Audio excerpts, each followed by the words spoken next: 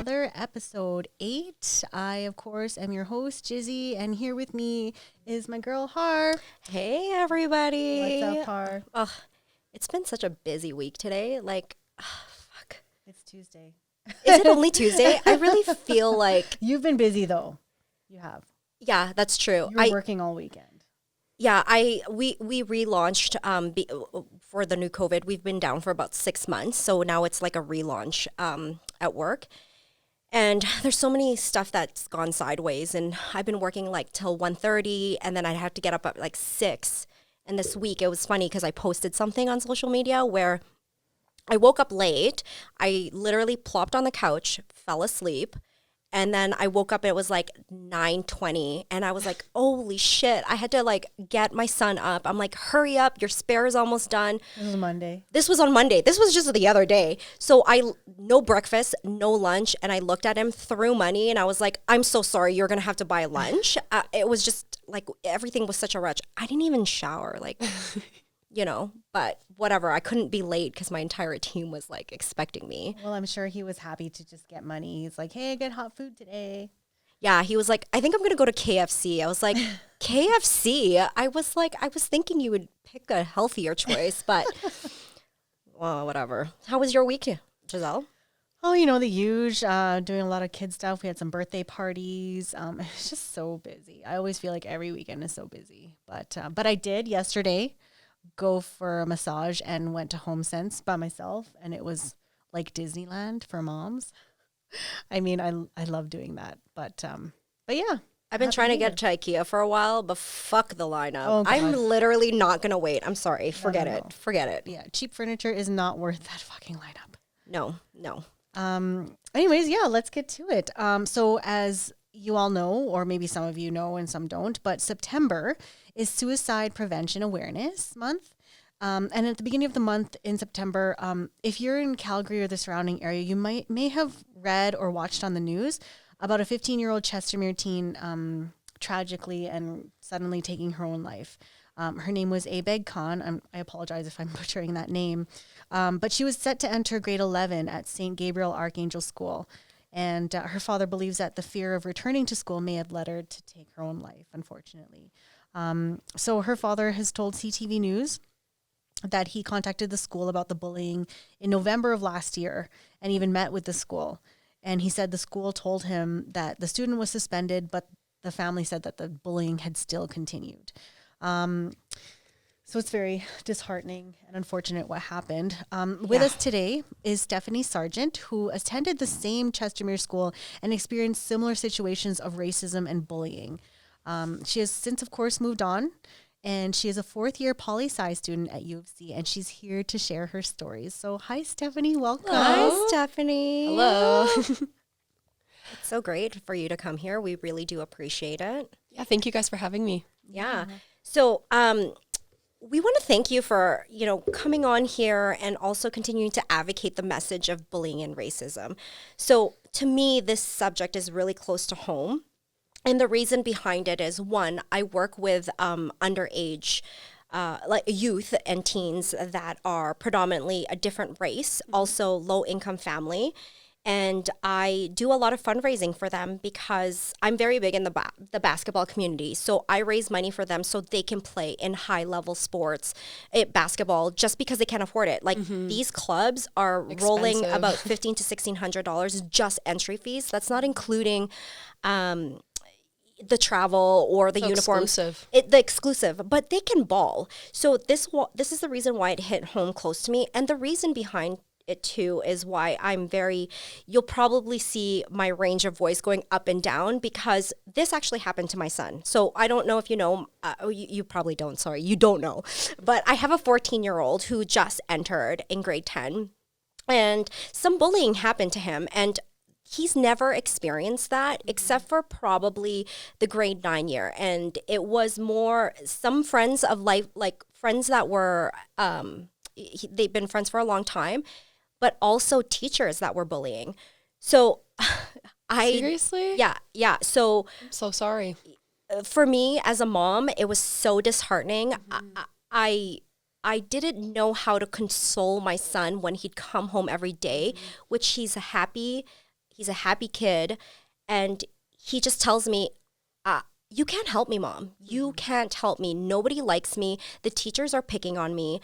My son's not perfect. And behind that story is because he did something stupid at the beginning of the year, which he paid for. Sorry, Jaden, but I'm going to tell everybody you got suspended beginning of the year, which was stupid on his part. And we had the discussion. It happens, though. He also did some community work for the school, and also he volunteered. So on that off time, he really self-reflected and started volunteering with little kids. Oh, and good for him. Yeah, the school saw that there was a shift in the change, but still it continued to him. So when I saw you on the news, I was floored. I was just like, here is this girl who has not been in a junior high school for a long time, and she's really stepping up. So I really, really do want to thank you for coming on to our podcast. Thank you. Yeah. That's so nice. Thank you. Yeah. So, of course, then you obviously can relate to what happened to ABEG. So can you tell us a little bit more about your experience with that at that school in Chestermere? Absolutely. You know, when I first heard about, what had happened, it really took me back because there was just a lot of parallels there. Like, I exited that school at the end of my grade 10 year and moved to do grade 11 somewhere else. And it was because I feared going back there. And like, that environment is, it's really difficult because I've been out of that environment for a good 5 years. And, I like to think that things change, people change and people like learn from experiences. And my parents were very, very involved when I had to handle bullying there. So seeing that it had reached an even lower point 5 years later, it was really, really, really difficult to see. My experience there, I had to deal with bullying, racism, racialization. I had kids draw me as monkeys in class and stuff like that. And like the problem with that specifically is, anybody knows you don't draw a picture of a black person as a monkey. Like, it doesn't take a genius to figure that one out. Yeah. But when I would address it with teachers, it was never even broached as racism. It was always just, this is mean. This is kids picking on other kids. Like, it was never even acknowledged really for what it was. So because you lived in Chestermere, is it predominantly Caucasian? Yep, it is. Yeah, absolutely. Yep. And do you feel like maybe they just protect their own kind? I don't know. Like, do they? It's difficult because I was doing a similar interview last night, and the question was, do you think that maybe some of this, like the reason why a lot of the staff there is predominantly white is because the population is white? Yeah. And I absolutely would wonder if there's some truth to that because it's really difficult. I think that a lot of the time when white people are only around white people, and they in themselves and those people around them aren't inherently bigoted, or they aren't obviously bigoted in the way that like maybe a white person would think to see racism as. Yeah. I think that they get in this bubble of, oh, it's good, it's kind of eradicated here, like what a nice community, like we're welcoming of all people, but like that's just not the case. Like, and I, years after I left that school, because I used to be friends with kids that still went there, and I would chat with their parents, and I would tell them about these experiences, about like being called the N-word and having rocks thrown at me on the bus and stuff like that. Hold on. They threw fucking rocks. Yeah. Did anybody even step up to say anything? Were there adults? Were there anything? Like, I just don't understand how this can happen to a kid. And nobody says anything, or a teacher hasn't said anything. It's ridiculous. And I think about this one instance, and, I debate bringing it up because it doesn't make me look too good. But, there was an instance in which that was happening on the bus. They were calling me the N-word. They were throwing rocks at me, this group of boys. And I had looked to my bus driver and just been like, are you hearing this? Like, are you serious? And nothing was done. So I took my cupcake container that I had that day and I smacked one of the guys over the head with it. But you want to know what? The teacher, though, came on the bus, saw that had happened, looked at me, nodded, and then just got off the bus and said, keep your hands to yourself for the rest of the ride. So no disciplinary action on either side, which told me that they knew that it was a situation in which I was kind of defending myself. So I feel like it's because they're protecting their own kind. Yeah. I think also maybe it's because they don't want to deal with it. That's exactly, I think it makes them really uncomfortable. And that's total like white privilege. Yep. And every time I bring that up, everyone always has a different opinion on it. I have really strong opinions about white privilege. Like even myself, I believe I'm privileged. Oh, yeah. Oh, we all are. We all Absolutely. are. Yeah. And so when people say and don't acknowledge it and think that it doesn't exist, I think that's part of the problem. Absolutely. Yeah, I would definitely agree with you there. I also feel like because it's so uncomfortable for people to talk about, they just don't say shit. Yeah. I know that when I had to take a bunch of the boys, and they're black, right? Mm-hmm. And we went to a 7-Eleven store, and I gave my son the bank card, and the 2 kids that were with me were like, we don't want to go in. I said, why not? They're like, because the guy that works here, he always stares at us. So it's funny. So I said, just go in. Mm-hmm. So I go into the store, and they're following these kids. Yep. And I looked at the guy and I said, why are you following my kids? If you have a fucking problem, they're my kids. So, he was kind of taken back because, one, we weren't the same color, but I'm like, this is my kid. So if you have a problem, they're not stealing. Yeah. Like, so I don't understand why you feel the need to have cameras all over the store for a reason. You don't need to follow somebody. Like, that is just that's so hostile. It's super crazy. So the question that we have for you is, when you heard this story that's at the same school that you went into, what made you come forward to the news to share your experience? Because, one, you could get some backlash from people currently now or from your friends and obviously that community, because I do believe that your parents still live in the Chestermere area. Yes.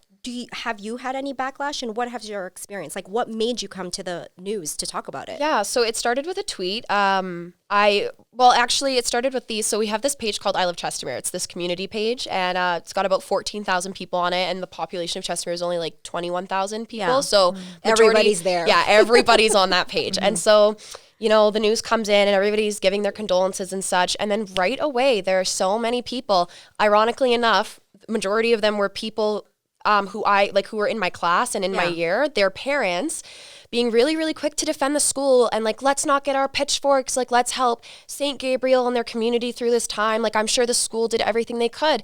And that just really irked me, because I was just like, that is crazy to me that like, this is the perspective, or people right away as this girl is being mourned start being like, well, my kids had a really good experience there and the teachers went above and beyond for mine. Well, that's really great, but somebody's dead actually because the school did not intervene appropriately. So let me back that up for 1 second, because we always do our homework here. Sorry guys, my cue cards here. Let me just say though, those are probably the same all lives matter people. Okay, let's not get there. I think it's fucking I'm bullshit. Just gonna get worked up about this fucking problem. Yeah. So let's backtrack. Let me make a comment on that. Where all these fucking people, and I'm telling you, all these fucking people put Black Lives Matter, blah blah blah, but you're not fucking talking about it. You do not live. You do not see these things. So don't fucking post on your social media saying that these things matter, because you don't fucking speak up. So I'm telling you, hate me today, whatever. But when you don't fucking speak up and you see something happening, don't post that shit on your social media when you don't say anything. Yeah, and it's so frustrating seeing that type of stuff, because I was like, I actually went to school with your kids. Your kids either did that to me or they watched it happen to me and laughed along. And no one said anything. And nobody said anything. So I put out a tweet or whatever, and I was just like, yep, this does not shock me. Like, I was there, I'm a former student, and they brushed years of blatant racism and bullying under the rug. And then I was contacted by a reporter to go and do an interview. So I did that. And the backlash, I haven't really received a lot. I did get one kid, actually, strangely enough, one of my former bullies. He commented on the interview and tried to say that I was racist towards him. He's Hispanic. And that I used to draw pictures of him on the whiteboard, but he was a year younger than me. We'd never had class together. So I quickly reached out to him privately, dealt with that. That was taken down. And then, just a few parents here and there just being passive aggressive to me on the I Love Chestermere page. Stephanie, we're not all trying to grab our pitchforks. And I was like, I haven't actually said anything on this forum. I've just done an interview. And if that's really if you're getting that defensive because I've spoken up about how I was treated and that you equate that to me grabbing my pitchfork, then that's your problem. Weren't you hoping that you would get some type of support to be like, shit, that really happened to you? And we empathize with you, and how can we make this better? Sure, come together as a school, but also come together as a community. It was really disheartening. The only people, and there was only a few that reached out to me after I did that interview, former classmates, they were all other kids of color. They weren't Black because there wasn't really other Black kids at that school, but they were other kids of color just being thank you, or good on you, or I'm really glad to see you're doing better now. And all of the other people just kind of, I think, pretended the news thing didn't exist. Yeah. So it's the white privilege. It's the white privilege. So, you just turn an eye. Yep. So when we were talking, I was going to lead into the statistics. People don't know this, but 85% of bullying takes place in front of fucking people. Yeah. Okay. 1 in 3 youths are bullied. And that's coming from Statistics Canada. LGBTQ are the highest out of all of them, 3 times more frequently than heterosexual peers. 40% of youth are cyberbullied. And in Canada, the highest cause of death is between the ages of 10 to 25. That's terrible. So an average of 294 youths die from suicide. I mean, it could be bullying, it could be other things that's related. And the numbers increase as you get older. And this is coming from the World Health Organization, from the statistics. When I actually saw this was, it's neat, like youth should not be dying or committing suicide. Like, we just need to do better as a community, better as parents, better as students, just because they learn these behaviors through, I don't know what, maybe their parents or the way they raise their kids. I don't know, but we just need to get better. I feel like it all starts at home. Everything starts at home. And we should be protecting our youth because, I mean, we're teaching them to be model citizens and to be responsible adults, but it all starts at home. So that being said, like, take us through the process of what happened to you, like from when it started, how old were you, and then how your parents got involved, and then what happened. Yeah. You know, it's just really difficult because I went to that school for almost a decade consistently. And, you know, I spent a couple years at their sister school, but all the same kids. And, you know, I don't even have a defining moment as to, like, when I remember it started. It was just the entirety of, like, all of my years there. Yeah. It was just like, it was just constant. Like, there wasn't one day where I would go without somebody making a comment or, like, getting some sort of, like, Ask FM was really big back then. We had, you know, cyberbullying stuff back then too, and people could leave anonymous stuff. And so I would just get messages, like, letting me know, like, that I looked like an ape and that I looked like a monkey. And, like, people would say to me at school, like, at the school dance, when all my friends would get asked to dance and stuff, well, maybe if you didn't have hair like that, we would ask you to dance. Or, like, maybe if you didn't have skin like that, you would really have something going for you. Like, my peers would say this stuff to me, like, and it was all the time. And most of the time, you know, I didn't really bring it home to my parents, and I didn't really address it with them because... Why didn't you want to bring it up with your parents? It's same as all kids. I knew that if I brought that into the situation, it would probably get escalated, you know, and I thought that it would get worse. And, you know, yeah, that's just what it is. You don't want to really bring attention to it. Do you think that you probably thought you could have just resolved it on your own? Yeah. Did it? And it obviously got worse. Yeah. So when did you finally decide, okay, enough is enough? Did you ever come to that point and then tell your parents after that? So what kind of happened is I was having a lot of mental health issues my grade 10 year, and it was definitely related to my environment at that school and the people that I was interacting with. I was just going through a lot of traumatic stuff, and my grades were doing horribly. And I was never like a straight A student, but I always did fairly well. And in grade 10, like that particular year, I was struggling to pass most of my classes. And again, like, I've been with this staff for almost 10 years. So, like, they know me by now. And they were so quick to reach out to my parents to let them know that they should let me drop down to -2 and 3 level subjects because they didn't think I could comprehend -1, which my parents were like, that's ridiculous. Like, obviously there's something underlying going here. That's when my parents started to get a little bit more involved. And, you know, every time that they would, it just kind of seemed like the school was just pretty focused on the academic part, just she's struggling, like, let's move her down a couple pegs. Like, I had a science teacher in grade 8 say to me that they weren't surprised to see me struggling. Jesus.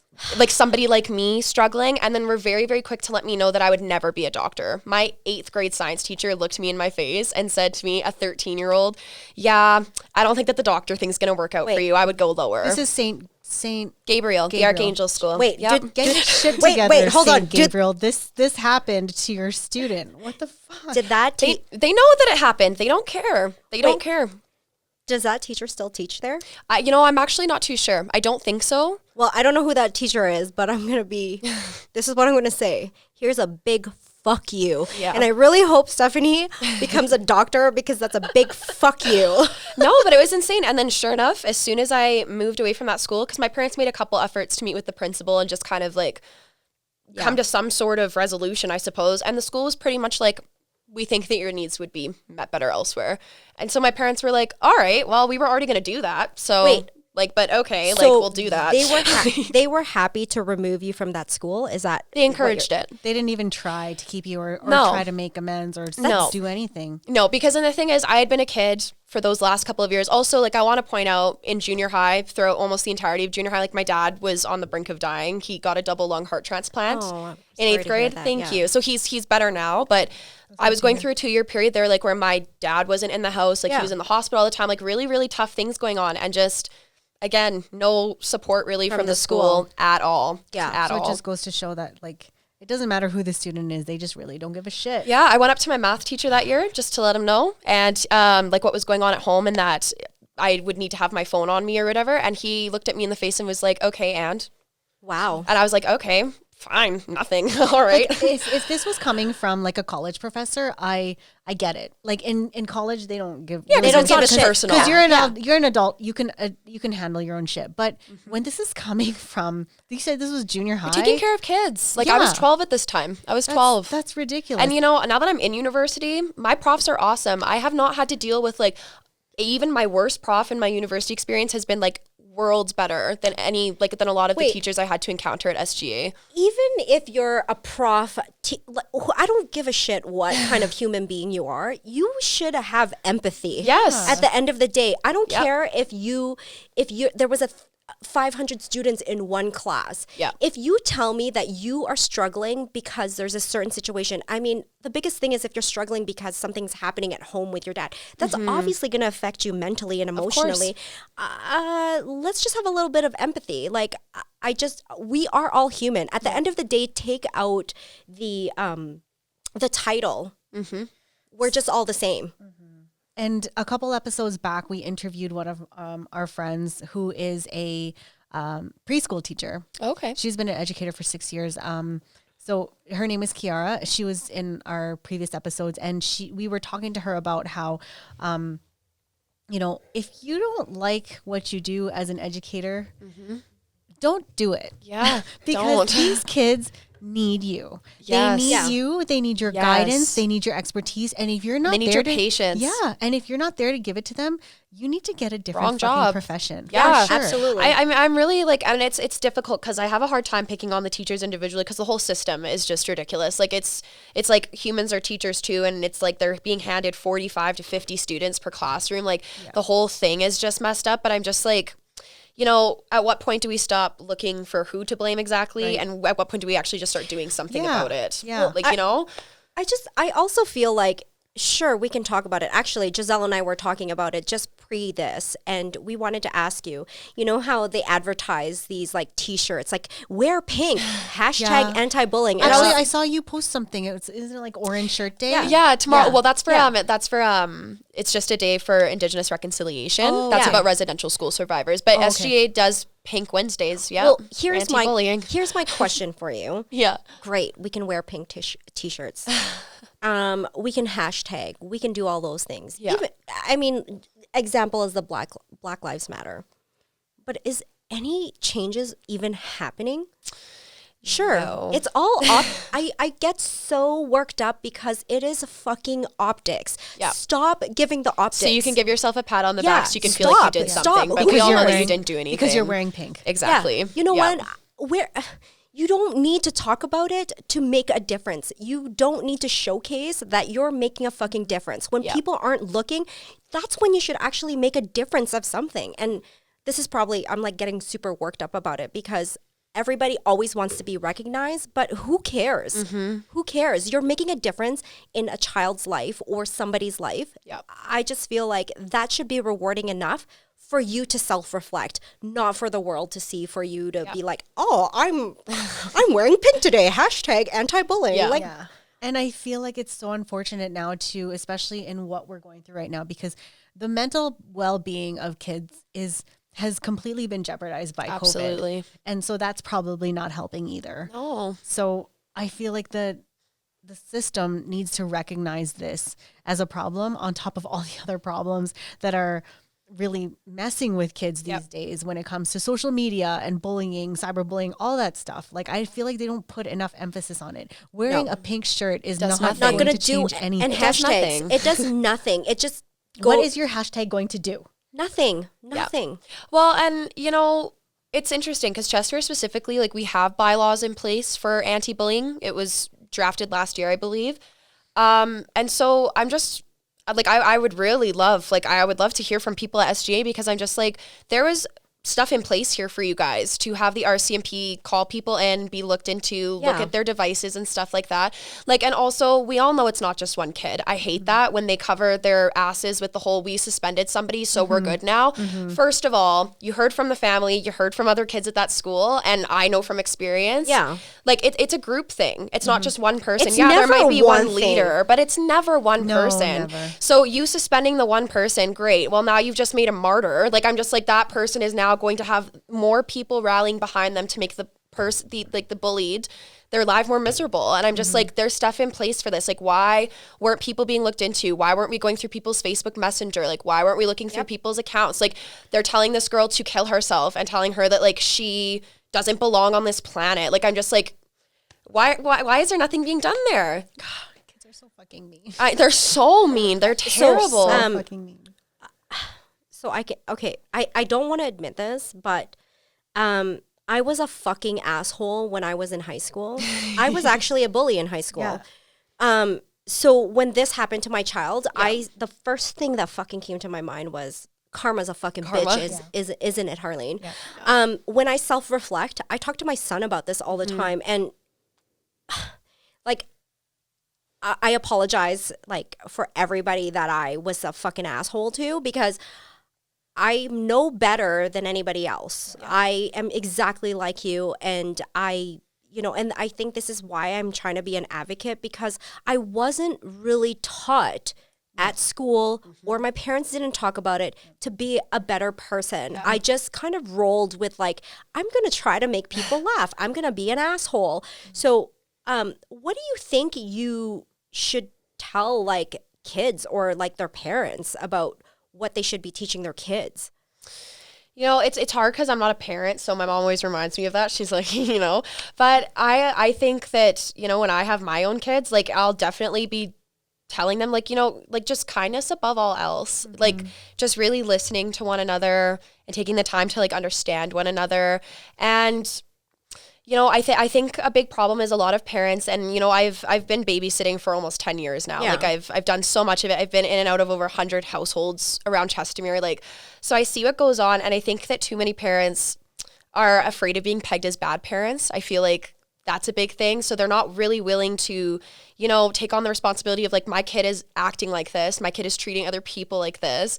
Like, I need to do something. A lot of the time they'll get a note in the agenda, like, well, it was dealt with at school. They couldn't go out for lunch. And then the parents would be like, were you doing that? Like, you should be nice to everyone. Go away. Like that's not going to do anything. Like, people need to start being willing to have uncomfortable conversations with kids. And, like, I hate to say it, but I think that kids need to have some tougher lessons in their school environment. Like, when this crap is happening, I think that the principal should come into whatever classroom is affected, and I think that there should be an actual, like, let's lay it out on the table. This is what's been going on. This is how the majority of the class has been treating this one person. I'd like to hear from all of you, like, why you think that that's acceptable. Like, I want stuff to be addressed. You know what I mean? I think they should have an honest dialogue, because I feel like they sugarcoat and blanket stuff. Yeah. And this is what I was talking about. It was funny because I literally had to address my son's school 3 times. And the last time I had my fucking straw, it was actually a teacher who kept singling out my son over something. And he would come home. I fucking charged the school, and I sat down in the principal's office, and I said, listen, I literally swore, and I said, I've fucking had enough of this. They wouldn't let me transfer my son out. What? Yeah. So I said to him, you don't really have a fucking choice. I'm pulling my son effectively immediately. Yeah. Because, one, you have not done anything to protect it. And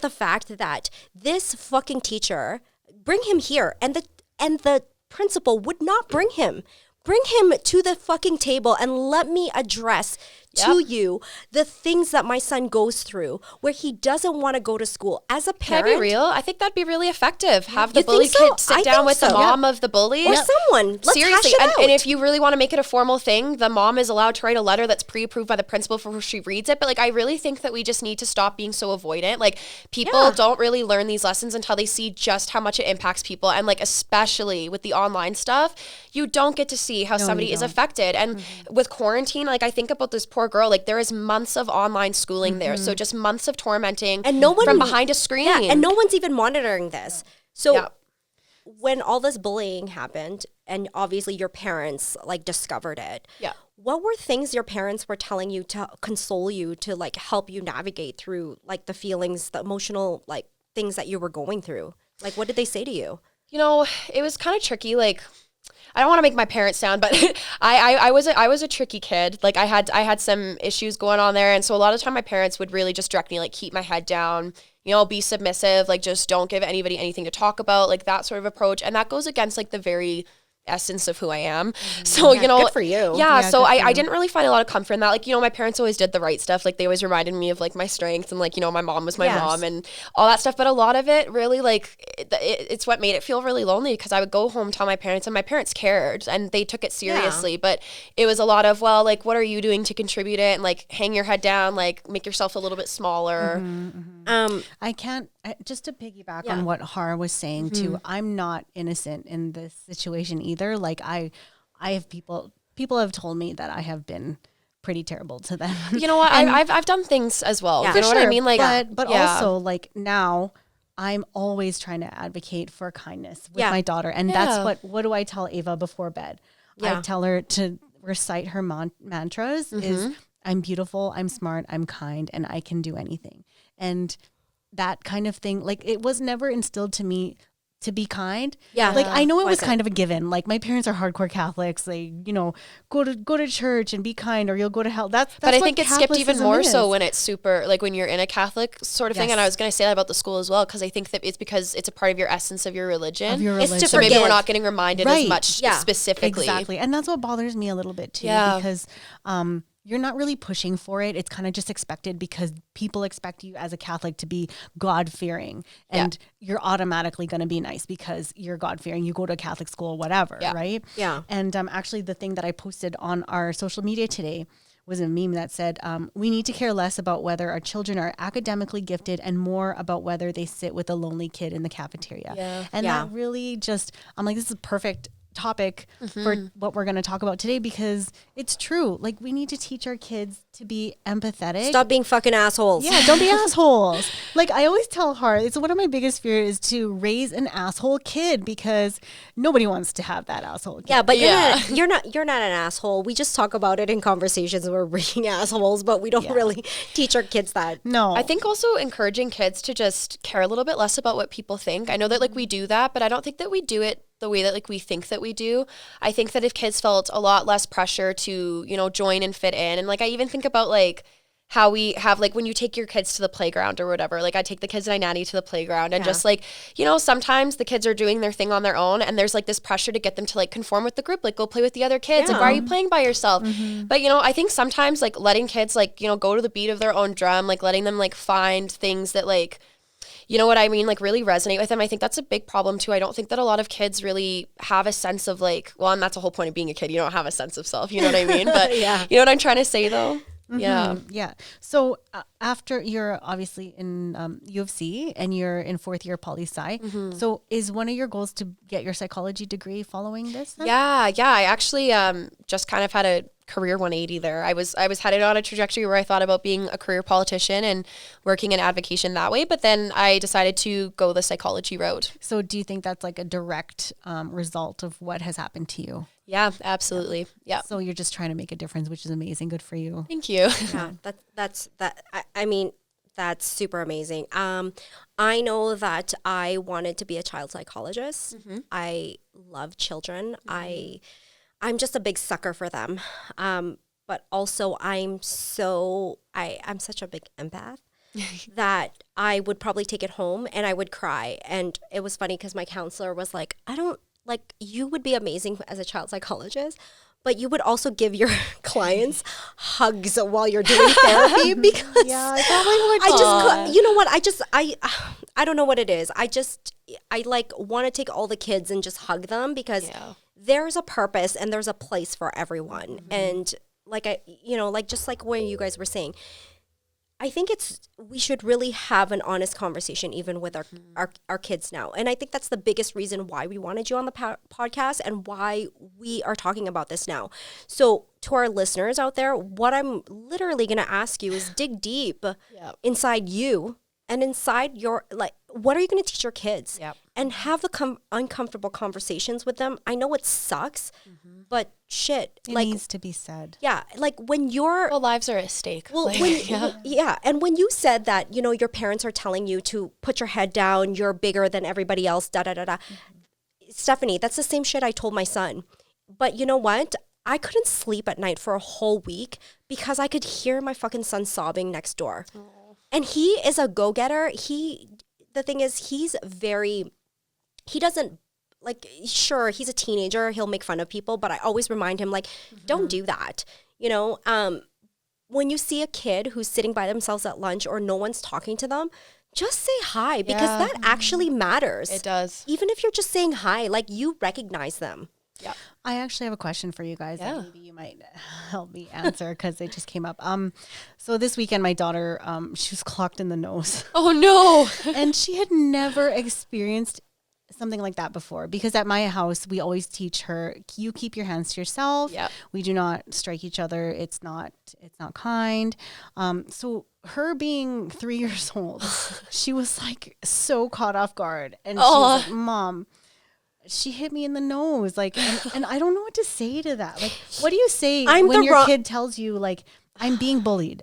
Someone did something unkind to me. For me, what I responded, I believe I said, well, she was probably just frustrated. But we know we keep our hands to ourselves, right? And maybe she'll say sorry. That's what I said. I didn't know what to say. It's hard when they're 3, I feel like. I don't know what to say to make her understand. They don't even know that's bullying. No, they don't. Yeah. They don't. Yeah. So what would you guys say? Like, if clock her back.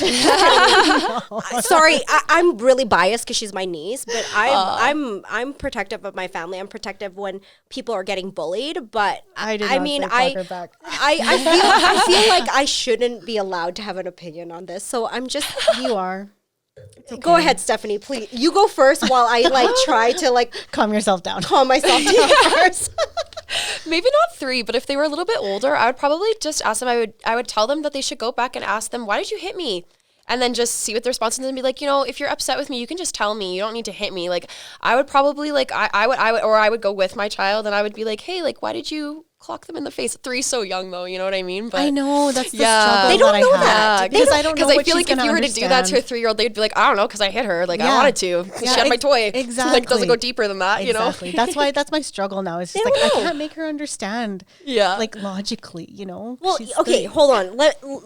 Let's dissect this a little bit. So as a kid, if someone steals something from you, like I'm gonna steal your fucking lollipop, your mom's gonna be like, oh, you should share. But fuck it, as an adult, if you steal my shit, I'm going to let you have a fucking piece of my mind. No, for sure. So why are we, I guess the question for all of us is why do we allow that? So why can't we teach our 3-year-olds or 4-year-olds to stand up and say, hey, that's wrong? Yeah. As much as I like to teach her that, one thing that I'm really studying now is that kids don't have the fully developed frontal lobe to differentiate good and bad, right and wrong, right? Yeah. So that's the thing with raising a toddler right now is that I'm trying to understand and trying to be, aware of that when they make decisions, it's like they don't have a concept of right and wrong. They really don't know. See, even the kid who clocked her still doesn't know. She doesn't have that developed. She probably just wanted the toy back or whatever. I'm going to trip you the next time I see you. But no, for real, that they don't understand. Yeah. And so I can't sit there and tell my daughter, listen, so-and-so doesn't have a fully developed frontal lobe to know that that's wrong. I can't say that. So she doesn't even know what that means. She'll be like, what, Mom? Yeah, exactly. And so it's the conversation that I have with my 3-year-old that is really, I'm struggling with because I don't know what to say. I don't know what to say when she says to me, this person hurt me, or, you know, I don't know. It's kind of a struggle. Yeah. Yeah. You don't know. So, I mean, when did you first experience, like, when did you fully understand, like, I'm getting bullied? Like, what age were you? How old were you? Grade 7. Grade 7 was the mega year for bullying. Grade 7 was awful. So what made it that you were the target of everything? Like, I don't understand. Is it because based on your race? Honestly, I bet you that had a part to do with it. I'm not going to lie. I also just, like, I was the kid in class. Like, I spoke my mind. I wasn't really, I was not in the popular crowd, but I also wasn't in the lame crowd. I just kind of, You were in the middle. yeah, but I liked to call people out on their stuff as I saw fit. And, like, you know, I don't even say that, like, bragging, because it was probably annoying and I was probably rude myself. Like, you know what I mean? I'd probably be annoyed with you at that time, at that age. Yeah, see, exactly. So, you know, I was always pretty vocal and, like, I stirred the pot. You know, I did my fair share. So I think that was another reason why a lot of stuff just kind of got brushed under the rug with me, and people maybe didn't take me as seriously and stuff like that. But yeah, it was grade 7 that I realized, because I remember there was this brother and sister, and that was the first time when one of the bus incidents had happened with the rocks and stuff. But I think the first time I was called the N-word at school was in grade 5. Like, I still remember the 2 kids who were chanting it at me. I still remember. Here's the thing. Did your parents ever talk about bullying or racism at home even prior to you being bullied? Was that ever a topic of conversation? Like, hey, like, Stephanie, you might be a little bit different in this, like, Chestermere world. Did they prepare you for that, or was it something that they were a bit naive? I don't know your parents, so or naive about the fact that it could happen to you, or did they think, it's just hopefully it'll work out? I definitely think there was some naivety there, and, like, I've kind of broached the topic with my parents, but not too deep. But I think really what it is, you know, my dad came here to Canada from Antigua and Barbuda in, I want to say, 1981. So at that time, literally no black people in Calgary, especially dark-skinned black people, none. So I think that he had a very lonely experience growing up here. He went to all-white schools, or there was Asian kids at least, but, like, no black people to relate to. And, you know, he went through his fair share of tormenting and bullying. So I think that, honestly, when my parents made the decision to settle down in Chestermere, I don't really think that and you know, my dad doesn't really look back on that as traumatic. He just sees it as a part of his life. Yeah. So I just don't think that maybe my parents, I don't want to say that they didn't understand the depth, but, like, maybe they just didn't consider the depth of, like, what that environment. Did your dad experience any type of bullying that you know or of? Racism? Or racism? Yeah, growing up here, no, he used to get into fights all the time. Like, he would always tell me stories, and so my parents never really. And you know, I was young, so I'm sure I can't remember everything. So I can't definitively be like, my parents had a conversation about this. Yeah. But I don't remember necessarily there being preparation. I just remember it was more so, like, as I came to them, that's when we would sit down and have those conversations. But I think my parents kind of wanted to keep it unbeknownst to me as long as they could. You know what I mean? I feel like trying to protect you. Yeah, I think that's what it was. Yeah. No, for sure. I mean, they probably didn't know how to. They probably didn't know how to handle that situation at the time, and they probably still don't. Like, a lot of parents still don't know how to handle. Like me, yeah, exactly. I don't know. Like, I tell her, I was like, well, I fucking trip her, or I like. I mean, like I said, she's my niece, so I'm biased, but I would never tell her. Like, I would never do that to a child. Yeah. But I mean, I would literally call out their parents. I'd be like, "Yo, your kid just hit my kid. What are you going to do about it?" I also feel like you can't brush that shit under the rug, because like, it's tough though, because what do you do? Like, do you go and look for them on Facebook? Like, the school won't give you info. Like, because my mom on several occasions was like, I could have a conversation with so-and-so's mom, or, like, I can take care of that, like, since you guys aren't. So she did want to step in, and she did want to try. And, you know, the school's like, nope, we don't give out info like that. And, like, I understand that they have the reasons for that, but it's like, okay, well then why aren't you taking that next step to maybe have the parents come in after work to sit down and you be the mediator? So they didn't even say, like, okay, maybe we'll have so-and-so's parents here and you guys here, and maybe we can hash it out. Nothing, hey? No. Wow. No. There was one incident in grade 7, and it was not related to the racism stuff, in which they did that. They had parents come in all together. But that was for one incident. And actually the girl in question that, like, we were there for was white. She was white. So did they favor more so of her than you? It makes me wonder, because I'm like, I reported so many things, and I never had parents called in for me. I never had that for me. But this white girl is experiencing some level of bullying or like isolation at school or whatever, and everybody's parents are called in. Everybody's parents are called in to talk with the guidance counselor to mediate. Did they ever tell you, oh, Stephanie, maybe you're just being a little too sensitive? Yeah, dramatic was the word. Dramatic was the word. Yeah. Oh my God. I mean, when you're reporting this on a daily basis, like, I mean, did they even offer any guidance or like a counselor to you? Yeah, I did spend a lot of time with the guidance counselor. But again, the guidance counselor is a 60-something-year-old white person who doesn't really and that's the problem. Like, there's not enough training there. I even think about, like, I have friends doing their education degrees right now, and they're saying, like, I'm just shocked at the lack of, like, there's no special eds work. There's no any training there. There's no racial bias education. There's no anti-racism education built in. Like, so the educators don't even have that. Like, a school guidance counselor, like, they don't really have that either. So it was, again, just I was met with like, oh, kids will be mean. Like, do you think that I understand that school has budgetary, whatever it is. Do you think that they just give them like low-end fucking counselors because of the school? Or do they actually give them a well-educated, well-versed counselor who deals with things like this? Like, they're actually getting paid $150 to $200 an hour? Or it's like, I'm giving you the fucking bottom barrel therapist or whatever. Do you think? You know, we always used to joke like teachers go to St. Gabe's to die. Like, that was a joke between students, parents, like everybody was just like, yeah. But the thing with the guidance counselors was, it wasn't even like St. Gabe's biggest problem is they have no consistency. They switched out their guidance counselor like 4 times in a 4 or 5 year period. So you can't really establish a connection with whoever is there. The administration, the principal switches out every 2-3 years. I think that their sitting principal right now is probably the longest one that they've had in a bit. Yeah. So like, they're always just like switching it up. So it's not even like, oh, they're incompetent. It's just like, by the time that you finally get settled with one counselor enough to like have explained your situation, have them kind of like start to get you, have another one that you have to start completely new with, who's also teaching you religion and health class. So it's not even kept separate.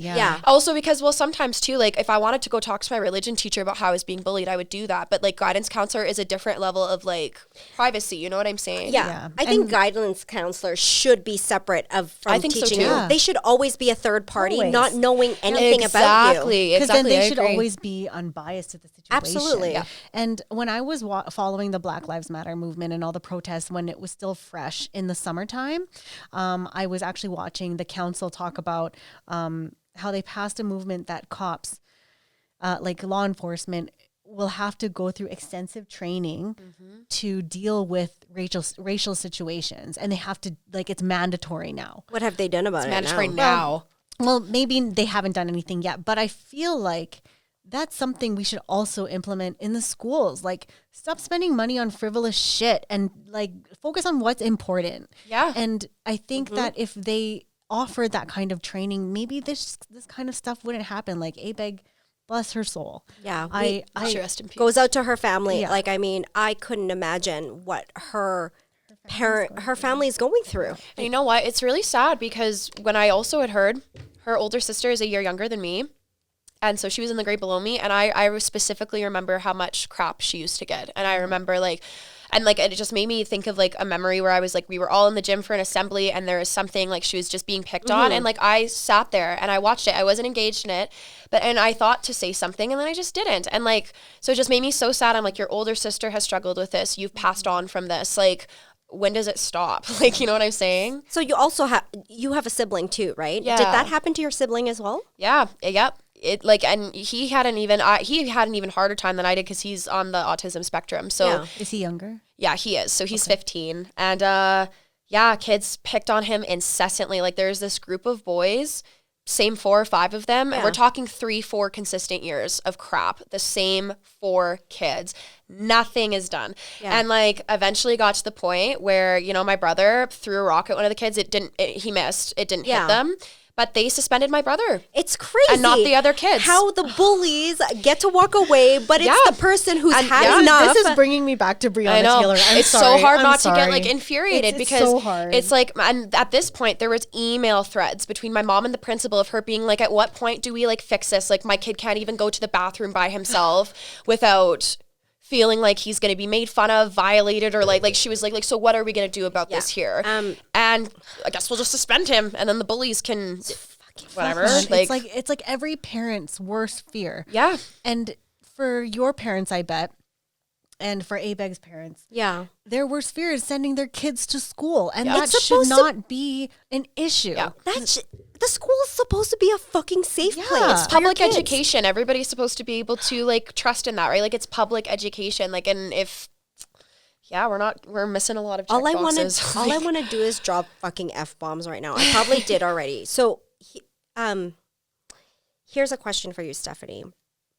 So, as all of this was happening, and even for your brother, has it ever crossed your mind to take your own life because you just had way too much? Yeah, grade 10. That's what initially got my parents to really, like, I'd been wanting to move schools for a while, but at the end of grade 10, it was really, really bad. And I was just, really, really struggling. So my parents were finally like, okay, like we will look into other schools. Did you tell your parents that you were having those thoughts in your mind, or did your brother even say anything as well? Yeah, me and my brother both struggled with that, and I can't personally speak on his experience like that. But for me, I definitely expressed that to my parents. And so, they just got me out of there. Yeah. I'm so glad you finally had the courage to say something. And I think that if more rules and expectations were put in place during ABEG's time at St. Gabe's, that maybe something would have been done. But it's just really unfortunate. Every time I hear stuff like this, it's just so heartbreaking, because it's like this is happening to our most vulnerable citizens, which is kids. Yeah. And like I said before, they don't have the capacity, the brain capacity to even move on from that stuff and think that it's okay. You know what I mean? Yeah. And, some people walk out of it unscathed, and that's really good. But then there's others like ABEG. Yeah.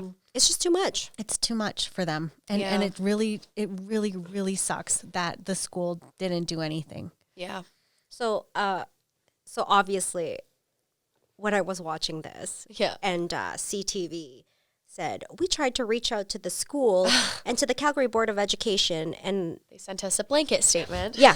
So when I heard that, I wanted to fucking take my TV and throw it across the room. And I said, it's very typical, though. Of course, a blanket statement. Why do you think schools give out blanket statements and are kind of so dismissive of what's really happening? Is it because they don't want to get sued? It's like, it's happening in your fucking school.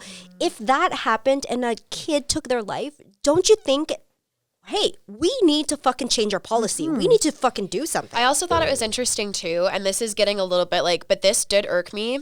That school community has lost kids over the years, and in particular, there was a guy in my class, Marcus LaValle, and he unfortunately passed away a few years ago. God. And he had been same situation? No, a car accident actually. Okay. And at that point, when he had passed away, he'd been actually out of our school for about a year. Yeah. He had a Facebook tribute up within 3 days from his favorite teacher.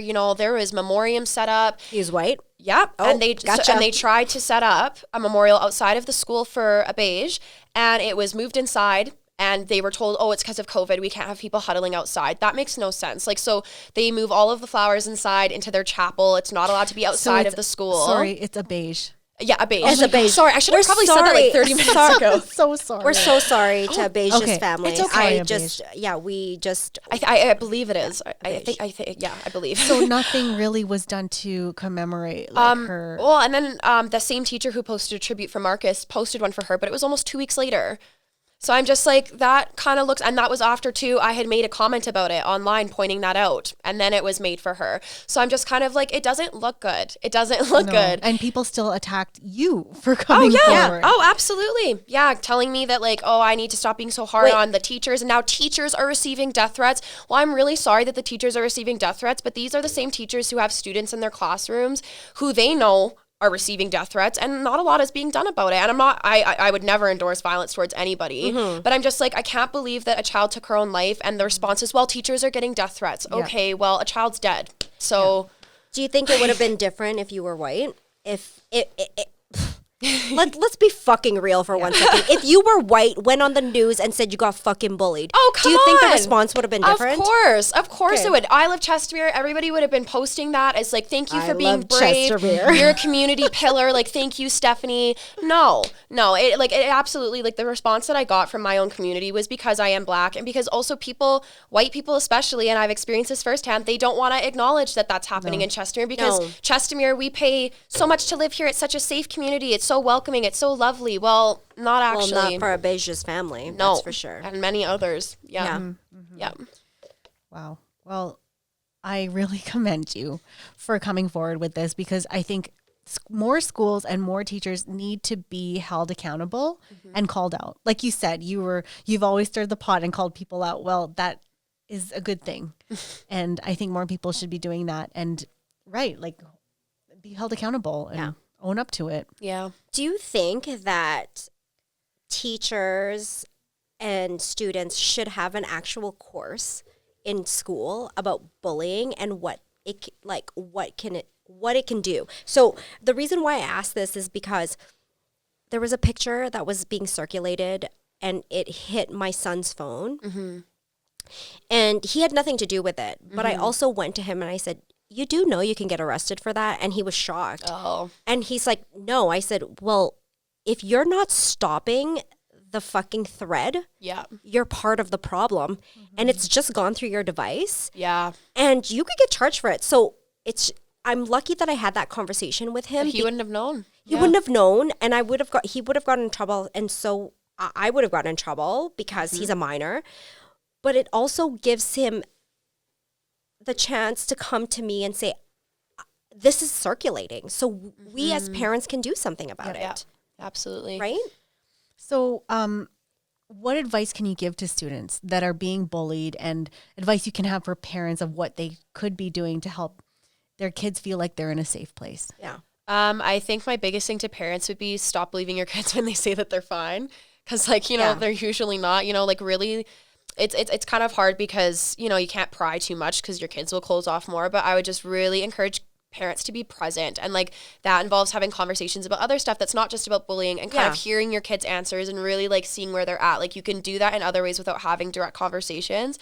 So I would just really encourage that. And then for kids, I would just, even though it's so hard, I would just tell you to keep speaking up, no matter how annoying you feel like you are, how crazy you think that you are. You just have to keep speaking up. There is no consequence.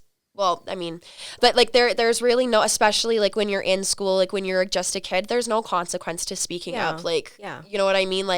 It's, and I have a hard time saying that because kids are so mean and there is consequences to speaking up. But at the end of the day, your life matters above all else. And that would be the largest consequence of all if there is a loss of it, So I when you say that, because I had dealt with this, if your child's just telling you to go away, but you hear them sobbing and you just, as a parent, and you just don't know what to do, what advice could, if I was coming to you because this happened to you, what advice could you give me as a mom to be how can I be there for my son when he's pushing me away? Do I consistently just have the conversation when he's pushing me away because he tells me that I'll never understand? What can I do? Could I just check up on him? Yeah, it's just little things in the best way that you can. I feel for instance, if your kid takes the bus and you can drive them to school, and if they're struggling on the bus, just drive them to school. You know what I mean? Stuff like that, or and it, my biggest thing is, I will say this, I still stand by this. If your kid tells you I can't go to school today, let them have one day. It's not going to kill them to stay home one day. And I really wish, and I talked to my parents about that.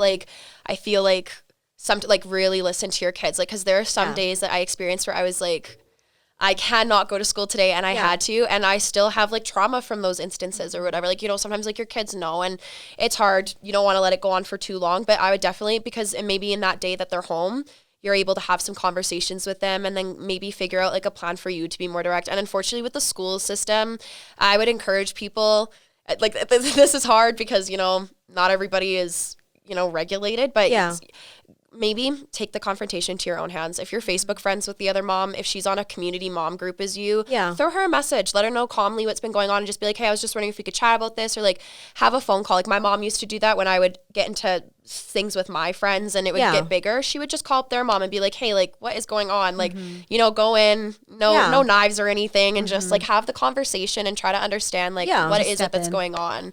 But at this point, that's what I would say to parents is go your own route. The school, it doesn't always work. Well, thank you so much. That's great advice. And I feel it's going to really help a lot of parents kids out there. Yeah. And me too, right? Like when I brought up what happened with my daughter's not in school yet, but just a learned behavior too. Right. You know that, right? So at least she could recognize. Yep. That's why at least now Ava can recognize like, hey, that's not normal to be saying that or to be hitting. Like it's not, because she could learn that behavior through a bully to extend it, that she can become a bully. Not that I'm saying she would be, but she's the sweetest thing ever. But it could be. No, I know what you're saying though. Because everybody can see it. They'll be like, oh, that's funny. People were laughing that I made fun of this person. Then I just want center of attention. So you know what I mean? It's just to gain popularity. Mm-hmm. So, Stephanie, what advice could you get? If there is one thing you can tell the school and the Calgary Board of Education, what would it be? And the school being St. Gabe's. St. Gabe's and the Calgary Board, or Calgary, Chestermere, or just the entire Board of Education throughout. Yeah, you guys need to do better. And not only that, but you guys need to stop pretending like you're actually there for people when they come forward, because it's not just a St. Gabriel specific thing. Mm-hmm. Through this entire process, like since Abeja's passing, I've read threads. It's a district-wide problem.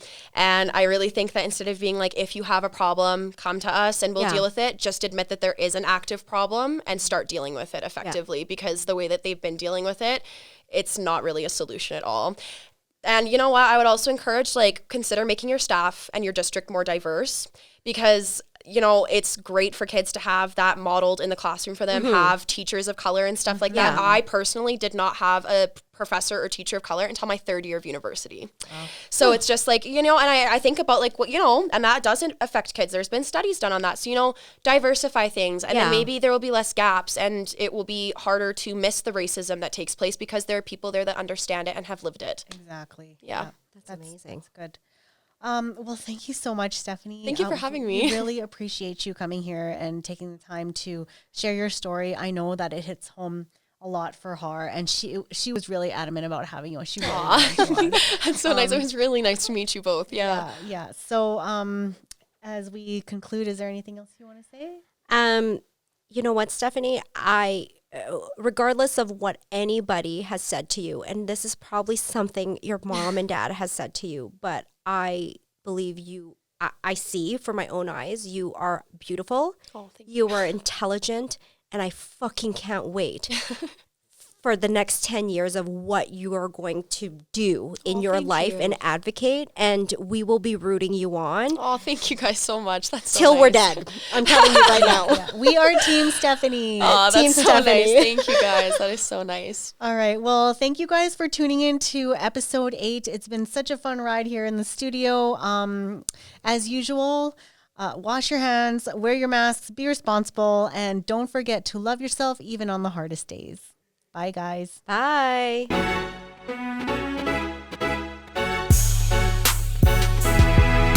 some moms in this hope. It's some moms in this hope. It's some moms in this hope. It's some moms.